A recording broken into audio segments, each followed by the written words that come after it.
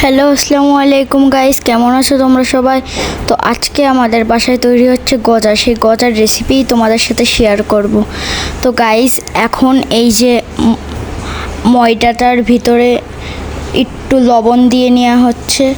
এখন ওর ভিতরে দিয়ে নেওয়া হচ্ছে একটু কালো জিরে পরিমাণ মতো। যে কালো জিরে দেওয়া হচ্ছে, কালো জিরে দিয়ে একটু মাখিয়ে নিলাম, মাখিয়ে নেওয়া হলো।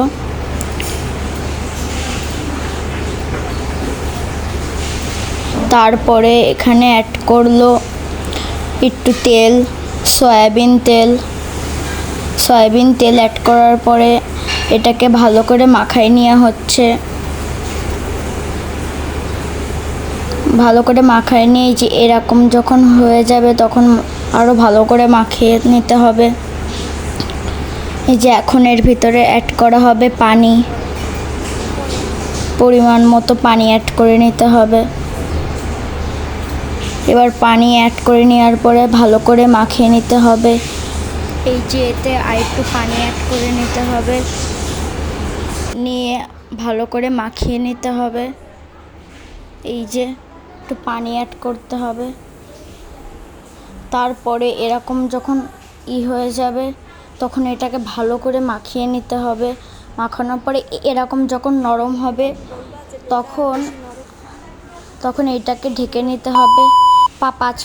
5 মিনিট পরে আবার এইটাকে ঢাকনাটা খুলে এইটাকে এইভাবে রুটির মতো বেলতে হবে। যেটা এইভাবে রুটির মতো করে নিতে হবে, একটু বড় সাইজের করে নিতে হবে।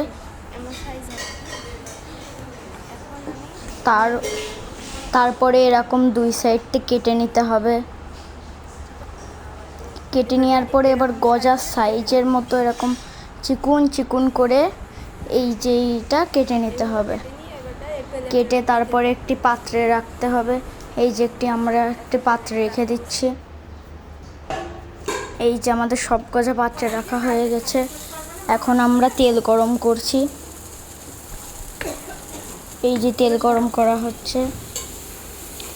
তেলটা গরম হয়ে গেলে ওর ভিতরে এখন গজা দিয়ে দিচ্ছি।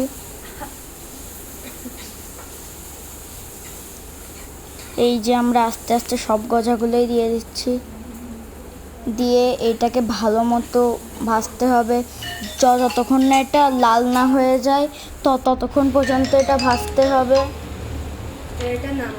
এই যে এখন এটা লাল লাল হয়ে গেছে এবং ভাজা প্রায় শেষ। এখন এটাকে আমরা একটি পাত্রে তুলে নেব। এই যে আমি এখানে একটি ঝুড়িতে তুলে নিচ্ছি। এই যে আমি এখন একটি ঝুড়িতে তুলে নিচ্ছি। এবার তারপরে এইটাকে এক জায়গায় রেখে পরে হচ্ছে আবার এই যে এবার চিনি দিয়ে দিচ্ছি আমরা গরম কড়াই চিনি দিয়ে আমরা ওর ভিতরে পানি অ্যাড করবো। এই যে 2 কাপ মতো চিনি এবং এক কাপের অর্ধেক চিনি দিয়ে নিতে হবে কড়াইয়ে।